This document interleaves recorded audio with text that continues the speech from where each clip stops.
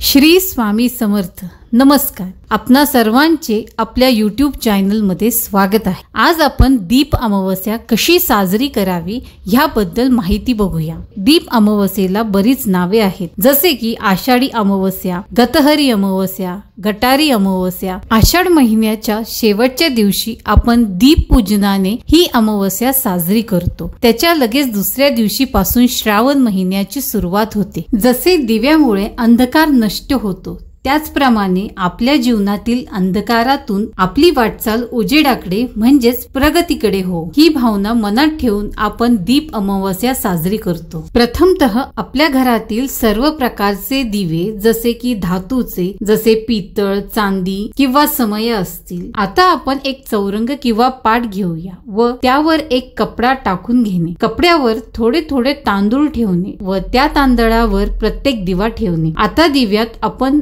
मोहरीचे तेल किंवा तूप टाकणे। नंतर सर्व दिव्यात वात ठेवून दिवे पेटवून घेणे।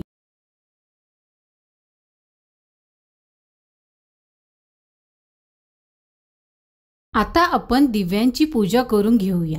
त्यासाठी आपण त्यांना हळद, कुंकू, अक्षता व फुले वाहूया।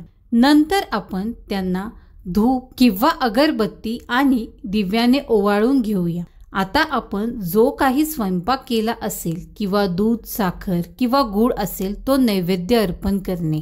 दीप अमावस्येच्या दिवशी कुठली सेवा करावी आता आपण हे बघूया। आपल्याला श्री स्वामी समर्थ मंत्र 1 माळ, विष्णु गायत्री मंत्र 1 माळ, श्री लक्ष्मी गायत्री मंत्र 1 माळ, श्री सुक्तम 1 वेळा व व्यंकटेश स्तोत्र 1 वेळा अशी सेवा करायची आहे। सर्व स्तोत्रांच्या आणि मंत्रांच्या लिंक्स डिस्क्रिप्शन बॉक्समध्ये दिलेले आहेत, कृपया चेक करावे। असेच अजून काही व्हिडिओजची लिंक डिस्क्रिप्शन मध्ये दिली आहे। कृपया चॅनलला सबस्क्राइब, शेअर करा ही नम्र विनंती आणि बेल आयकॉनला प्रेस करा, म्हणजे नवीन व्हिडिओ आल्यास तुम्हाला नोटिफिकेशन येईल।